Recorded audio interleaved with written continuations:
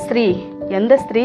முதல்ல ஒரு ஸ்திரீயை வைத்து தான் பிசாசானவன் என்ன பண்ணுறான், தன்னுடைய கேமை ஸ்டார்ட் பண்ணுறான். உனக்கும் ஸ்திரீக்கும், பிசாசானவனுக்கும் ஸ்திரீக்கும் என்ன நடந்தது? ஆதியாகமத்தில் அந்த ஏதேன் தோட்டத்தில் பார்க்கும் பொழுது ஆதாமும் ஏவாளும் தேவனோடு எப்படி இருந்தாங்களாம்?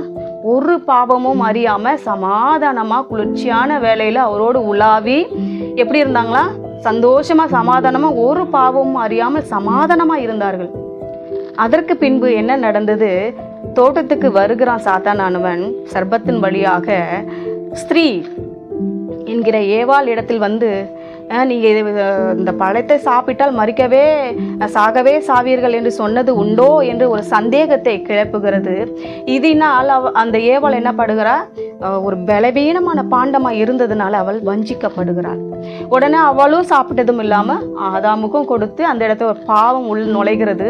இதன் நிமித்தம் கர்த்தர் பிதாவாகிய தேவன் என்ன செய்கிறார்?